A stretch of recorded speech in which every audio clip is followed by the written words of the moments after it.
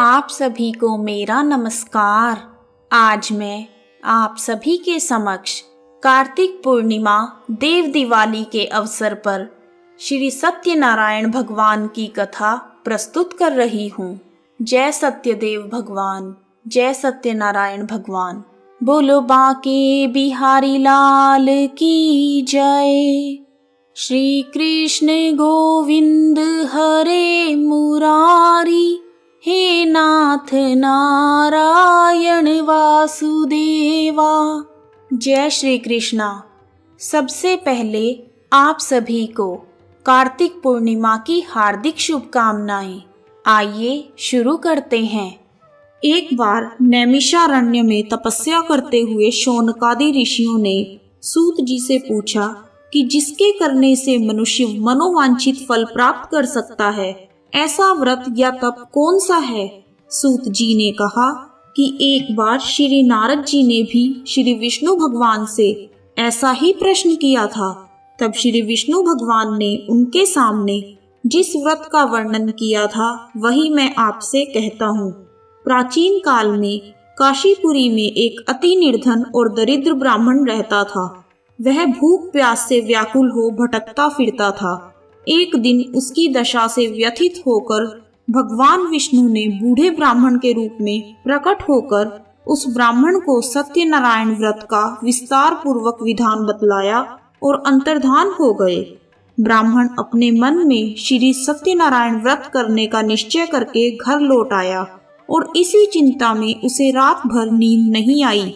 सवेरा होते ही वह सत्यनारायण भगवान के व्रत का संकल्प करके भिक्षा मांगने के लिए चल दिया। उस दिन उसे थोड़े ही परिश्रम में बहुत अधिक धन धान्य भिक्षा में प्राप्त हुआ। सायंकाल घर पहुंचकर उसने बड़ी श्रद्धा के साथ श्री सत्यनारायण भगवान का विधि पूर्वक पूजन किया।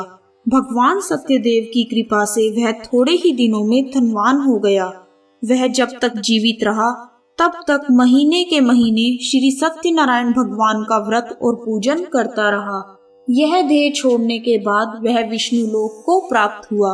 सूत जी पुनः बोले कि एक दिन वह ब्राह्मण अपने बंधु बांधवों के साथ बैठे ध्यान मग्न हो श्री सत्यदेव की कथा सुन रहे थे। तभी भूख प्यास से व्याकुल एक लकड़हारा वहां जा पहुंचा। वह भी भूख प्यास से व्याकुल कथा सुनने के लिए बैठ गया। कथा की समाप्ति पर उसने प्रसाद ग्रहण किया और जल पिया। फिर उसने ब्राह्मण से इस कथा के बारे में पूछा और उसने बताया कि यह सत्यनारायण जी का व्रत है जो मनोवांछित फल देने वाला है। पहले मैं बहुत दरिद्र था, इस व्रत के प्रभाव से मुझे यह सब वैभव प्राप्त हुआ है। यह सुनकर लकड़हारा बहुत प्रसन्न हुआ और मन ही मन श्री सत्यनारायण भगवान के व्रत और पूजन का निश्चय करता हुआ लकड़ी बेचने के लिए बाजार की ओर चल पड़ा। उस दिन लकड़हारे को लकड़ियों का दुगना दाम मिला। उन्हीं पैसों से उसने केले, दूध, दही आदि सभी पूजन की सामग्री खरीद ली और घर चला गया। घर पहुंचकर उसने अपने परिवार और पड़ोसियों को बुलाकर विधि पूर्वक सत्यनारायण भगवान का पूजन किया। सत्यनारायण की कृपा से वह थोड़े ही दिनों में संपन्न हो गया। सूत जी ने फिर कहा कि प्राचीन काल में उल्कामुख नाम का एक राजा था। वह और उसकी रानियां दोनों बड़े ही धर्मिष्ठ थे। एक समय राजा रानी भद्रशीला नदी के किनारे श्री सत्यनारायण भगवान की कथा सुन रहे थे कि एक बनिया भी वहां आ पहुंचा। उसने रत्नों से भरी अपनी नौका को एक किनारे पर लगा दिया और स्वयं भी पूजा की जगह बैठ गया। वहां का चमत्कार देख उसने राजा को इसके बारे में पूछा। राजा ने बताया कि हम विष्णु भगवान का पूजन कर रहे हैं। यह व्रत सभी मनोकामनाएं पूर्ण करने वाला है। राजा के वचन सुन और प्रसाद पा बनिया अपने घर चला गया। घर पहुंचकर उसने अपनी पत्नी से व्रत के बारे में बताया और संकल्प किया कि मैं भी संतान होने पर यह व्रत करूंगा। उसकी पत्नी का नाम लीलावती था। सत्यदेव की कृपा से वह कुछ ही दिनों बाद गर्भवती हो गई और 10 महीने पूरे होने पर उसने एक कन्या को जन्म दिया। कन्या का नाम कलावती रखा गया और वह चंद्रमा की कलाओं के समान नित्य प्रति बढ़ने लगी। एक दिन अवसर पाकर लीलावती ने अपने पति को सत्यदेव का व्रत करने की बात याद दिलाई। उसने कहा, मैं यह व्रत कन्या के विवाह के समय करूंगा। यह कहकर बनिया अपने कारोबार में लग गया। जब वह कन्या विवाह के योग्य हुई तो उसने दूतों द्वारा खोज करवाकर कंचनपुर नगर के एक बनिए के सुंदर, सुशील और गुणवान बालक के साथ विवाह कर दिया। फिर भी बनिए ने सत्यनारायण भगवान का व्रत नहीं किया। इससे श्री सत्यनारायण भगवान अप्रसन्न हो गए। कुछ दिनों बाद बनिया अपने दामाद को साथ लेकर समुद्र के किनारे रत्नसारपुर में व्यापार करने लगा। एक दिन रत्नसारपुर के राजा चंद्रकेतु के खजाने से चोरों ने बहुत सारा धन चुरा लिया। राजा के सिपाही चोरों का पीछा कर रहे थे। चोरों ने जब देखा कि सिपाहियों से बचना कठिन है तो उन्होंने राजकोष से चुराया हुआ धन एक जगह फेंक दिया और स्वयं भाग गए। वहीं बनिए का डेरा था। सिपाही चोरों को ढूंढते हुए उसी जगह पहुंच गए और उन्होंने दोनों बनियों को चोर समझकर पकड़ लिया। राजा ने दोनों को जेल में डालने का आदेश दे दिया और उनका धन कोष में जमा कर दिया। श्री सत्यदेव के कोप से लीलावती और कलावती भी बड़े दुख से जीवन व्यतीत कर रही थी। एक दिन कलावती भूख प्यास से व्याकुल होकर एक मंदिर में चली गई। वहां पर श्री सत्यनारायण भगवान की कथा हो रही थी। वहीं बैठकर उसने कथा सुनी। प्रसाद लेकर रात होने पर घर पहुंची। माता के देरी का कारण पूछने पर उसने यह सब बात कह दी। उसकी बात सुनकर लीलावती को अपने पति की भूली बात याद आ गई और उसने श्री सत्यदेव के व्रत का निश्चय किया।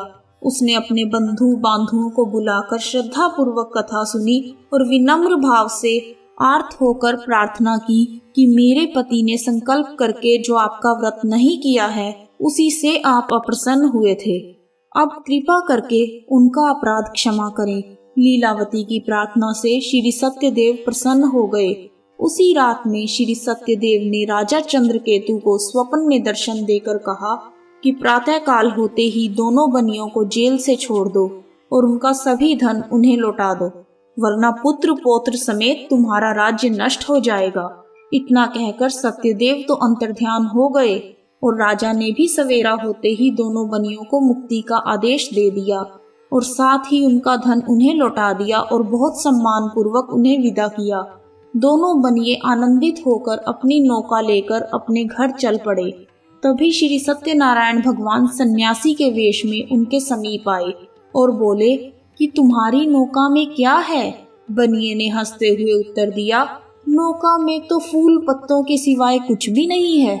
यह सुनकर दंडी स्वामी ने कहा, तुम्हारा वचन सत्य हो। स्वामी के चले जाने पर बनिए ने देखा कि नौका तो हल्की हो गई है।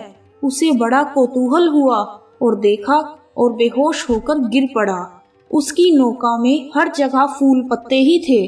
परंतु दामाद ने कहा, इस प्रकार हड़बड़ाने से काम नहीं चलेगा। हमें उन्हीं दंडी स्वामी के पास जाना चाहिए। यह उन्हीं की करामात है। उनसे चलकर प्रार्थना करेंगे तो फिर से वैसा ही हो जाएगा। दामाद की बात मानकर बनिया स्वामी के पास पहुंचा और उनके चरणों में गिर पड़ा और बार बार उनसे क्षमा मांगने लगा। उनकी विनीत प्रार्थना से भगवान ने प्रसन्न होकर उसे इच्छित वरदान दिया और स्वयं उसी जगह से अंतर्ध्यान हो गए। बनियों ने नाव के पास जाकर देखा तो अब वह धन रत्नों से भरपूर थी। तब उन्होंने श्री सत्यदेव भगवान का पूजन किया और कथा सुनी। फिर वह घर की ओर चल दिए। अपने नगर के समीप पहुंचकर बनिए ने लीलावती के पास अपने आने का समाचार भेजा। लीलावती उस समय श्री सत्यनारायण भगवान की कथा सुन रही थी। उसने अपनी पुत्री कलावती से कहा कि तुम्हारे पति और पिता आ गए हैं। मैं उनके स्वागत के लिए चलती हूँ। तुम भी प्रसाद लेकर शीघ्र ही नदी तट पर पहुँच जाना। कलावती प्रसन्नता के कारण इतनी विमुग्ध हो गई कि वह कथा का प्रसाद लेना ही भूल गई और तुरंत ही नदी के तट की ओर दौड़ पड़ी। वह ज्यों ही नदी के किनारे पहुंची, उसके पति समेत नौका जल में डूब गई। यह देख बनिया हाहाकार करके छाती पीटने लगा। लीलावती भी दामाद के शोक में विलाप करने लगी और कलावती अपने पति के खड़ाऊं लेकर सती होने को उद्यत हुई। तभी आकाशवाणी हुई कि हे वणिक, तेरी कन्या सत्यनारायण भगवान के प्रसाद का निरादर करके पति से मिलने के लिए दौड़ी आई है। यदि वह प्रसाद लेकर फिर आएगी तो उसका पति जी उठेगा। यह सुन कलावती घर की ओर दौड़ गई और श्री सत्यनारायण भगवान का प्रसाद लेकर नदी के किनारे आई और क्या देखती है कि उसके पति समेत नौका जल पर तैर रही है। यह देख बनिया भी प्रसन्न हो गया और अपने घर पहुंच गया। वह जब तक जीवित रहा तब तक श्री सत्यदेव भगवान का व्रत करता रहा तथा श्रद्धा पूर्वक कथा को सुनता रहा। इसके पश्चात सूत जी बोले कि एक समय तुंगध्वज राजा शिकार खेलने के लिए वन में गया हुआ था। वहां उसने देखा कि एक बरगद के वृक्ष के नीचे बहुत से गोप ग्वाल इकट्ठे होकर श्री सत्यनारायण भगवान की कथा सुन रहे हैं। राजा ने न तो सत्यनारायण भगवान को नमस्कार किया और न ही पूजन के पास गया। गोपगण राजा को देखकर स्वयं प्रसाद लेकर उसके पास आए और प्रसाद राजा के सामने रख दिया। राजा ने प्रसाद की कुछ परवाह नहीं की और महल की ओर चला गया। राजद्वार पर पहुंचते ही राजा को मालूम हुआ कि उसके पुत्र पौत्र और धन संपत्ति सब नष्ट हो गए हैं। उसे वन की घटना स्मरण हो आई और उसने विचार किया कि श्री सत्यदेव के प्रसाद का निरादर करने के कारण मुझे यह दुख प्राप्त हुआ है। यह सोचकर राजा पुनः वन में दौड़ा गया और सब गोप ग्वालों के साथ मिलकर श्रद्धा और भक्ति के साथ श्री सत्यदेव भगवान का पूजन करके प्रसाद ग्रहण किया। इसके बाद वह जब घर पर लौट आया तो उसके मृत पुत्र पौत्रादि सभी जी उठे और नष्ट हुई संपत्ति भी ज्यों की त्यों हो गई। तब से राजा जीवन भर समय समय पर श्री सत्यदेव भगवान का पूजन और व्रत करता रहा। श्री सत्यनारायण भगवान की कथा पूर्ण हुई। कथा को पूरा सुनने के लिए आप सभी का हार्दिक धन्यवाद। जय सत्यदेव भगवान, जय सत्यनारायण भगवान।